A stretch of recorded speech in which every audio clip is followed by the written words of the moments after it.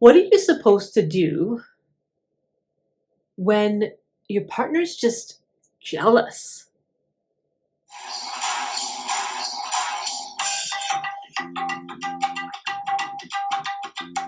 Hi there, and welcome back to Ask Dr. Syra, the show where I answer your questions about relationships, personal growth, and mental health. Today's question comes from Shayla.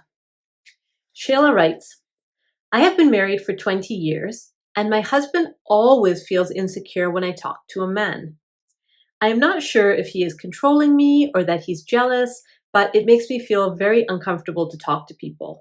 What should I do? I've been married for 20 years. My husband always feels insecure when I talk to a man. Not sure if he's controlling me or that he's jealous, but it makes me very uncomfortable to talk to people. What should I do? This is not an uncommon question. This is something that I've actually heard many times throughout the years. And so I have some thoughts about it. I don't know what the answer is. I'll say that right up front. I don't have a oh, just do this, check, and you'll have an answer. But I can talk to you maybe about some of the dynamics of what's going on and maybe give you some ideas on how to navigate this challenge of the control.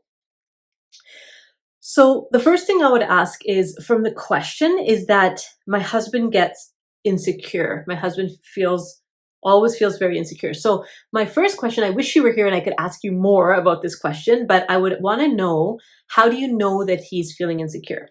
Like, what behaviors is he exhibiting that show you that he's not okay? So for some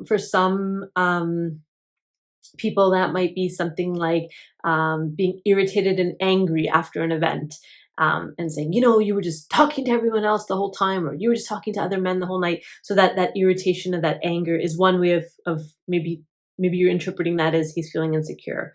Another way is maybe getting really petty about things unnecessarily, say before you're about to go out or after you come home, like just feeling like they're nitpicking at you.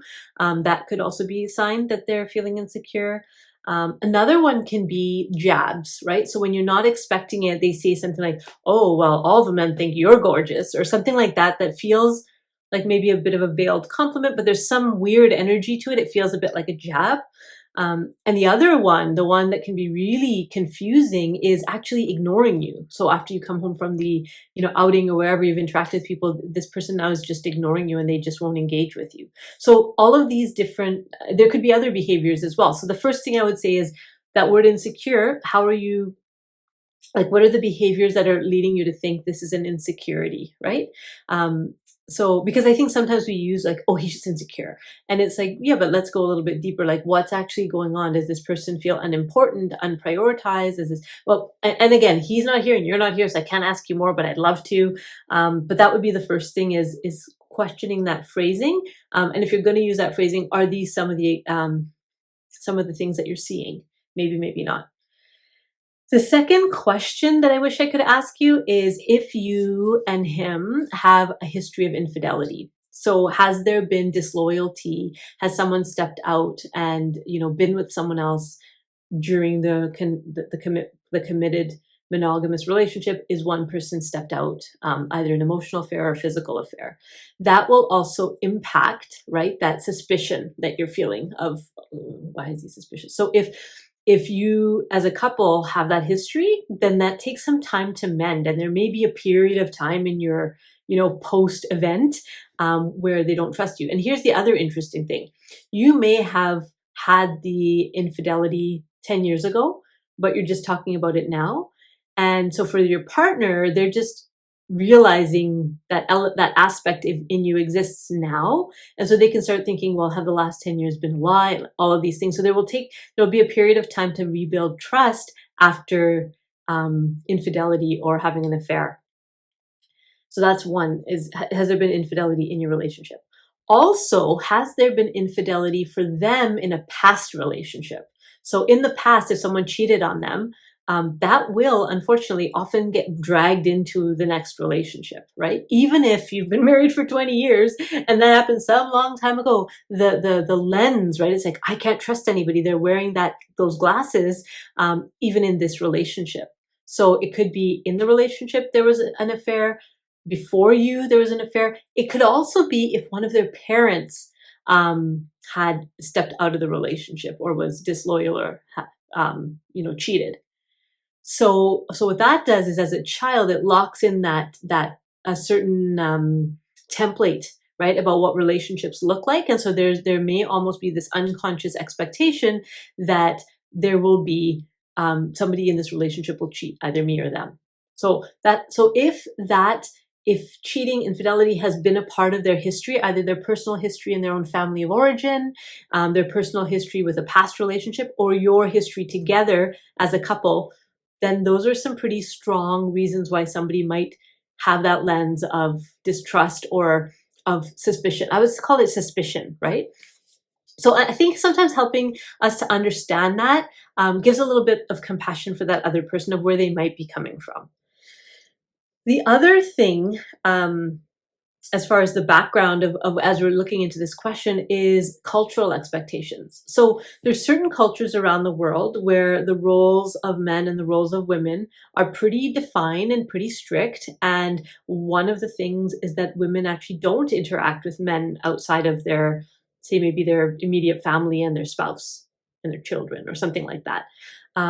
There may be kind of assumptions of women who do interact with men who are outside of their, close circle of family, for example. And if you or your partner is coming from one of these traditions, even though you might be second generation, third generation living here, that those whisperings can also filter through, right? So culturally, we don't allow, say, for example, you come from a culture where women don't address men directly. They speak to another person, to tell. I remember, I was watching this one Bollywood film, and the mom would tell the kids to tell the dad something, like, tell your father this. And it was that was a passive aggressive move in the movie, but it's one of those things, right? In some cultures, you don't speak directly to someone of the opposite gender unless they're related to you. And so that's another thing to keep in mind is, does your partner come from one of these traditions? Do you or your partner come from one of these traditions? And so is there some of that cultural filtering and that cultural story going on in the background, even though you may be living in a different country now, even for future generations? So all of these things, and I mean, if you think back even in what Western cultures, 500 years ago, the relationship between men and women, 60 years ago or 70, 80 years ago, the relationships between men and women were different than they are now, as far as the freedom to interact and that equality. And there's still a walk, they're still walking that journey, right, of seeing each other as equals. So that may be, and not sexualizing in some of those conversations. So just wanted to put that out there as another consideration as you try to solve this problem. I wouldn't even say it's a problem, as you try to kind of navigate this terrain. It's not necessarily a problem, it's something to navigate. So two things that I would have you think about as you respond to this, because your question was, what should I do, right? Not what should he do? And I'm glad for that, because so many people come to couples counseling and they're like, okay, so I don't see couples because of these experiences, but so many people come to even individual counseling and say, oh, my husband or my wife or my partner does this and this and this, and I wish they would only do this and that. And then they spend the whole session just telling me all the things that the other person does wrong and how they should fix it. And while that's interesting information, it's not really constructive, because you can't do that. You can't do it for them. They have to do it. And so what we ask is, what can I do, right? If this is what's happening with my partner, how can I frame that in a different way? How can I make some different choices so that we're addressing whatever the behavior is that I want to change? They may or may not change. Can I change how I relate to that behavior? So what can you do? First of all, and this is really, really important, and I hope I articulate this in a way that you understand. So when we were training in my master's program to become a psychotherapist, one of the things we talked about was this thing that's called transference. And so transference in a psychotherapeutic relationship is where the client starts relating to their therapist in a similar way as they might relate to some other person in their life. So it could be that, my client is talking to me or interacting with me the way that they do with their mom or with their partner or with their boss or with their colleague or with their sister or whatever. And so they're using the relationship to work out some of that And so with transference, one of the things that can happen is a client might become sexually attracted to their therapist. It's a thing. It happens sometimes. And so we were talking about this and learning like how to navigate that if that were to come up, or even if you were to sense that, like maybe the client might not say it, but you might sense that there's something else going on here. And one of the things that we were taught to do is something, it's kind of it's more like a mindset or an energy shift. And so the idea was, at the time we were learning about chakras and these energy centers in the body. And so they said, when you're interacting with a client, you're opening your mind, you're opening your voice, you're opening your heart, you're opening your sense of self, and you're closing your sexuality. You're actually visualizing, and she had us visualize like a rosebud closing, right? In that area of the body, we're closing that part of our body. It's inaccessible to our client. And so you're putting up kind of an energetic boundary around your sexuality. I've met people in social gatherings where they have this kind of leaky sexual energy, right? So they might not say anything directly, but there's just a sense that you get of them that it's kind of like a it's just it's like a kind of an icky feeling almost, but they're kind of like pouring out or leaking out this sexual energy and just putting it everywhere, right? It's just like out in the world, out in the room. And so one of the things I would ask the person who asked this question, Shayla, is can you maybe start practicing closing your sexual energy when you're interacting with people outside of your romantic partner? You may already be doing that. But this might be something unconscious, right? That unconsciously, some of us sometimes we're so open and we're so wanting to connect so deeply that we connect in kind of almost inappropriate ways, even though nothing is done. There's a vibe, right? There's like a flirtation happening, or there's something else happening that our partner might sense or somebody else might sense, and I can't see it because that's just who I am.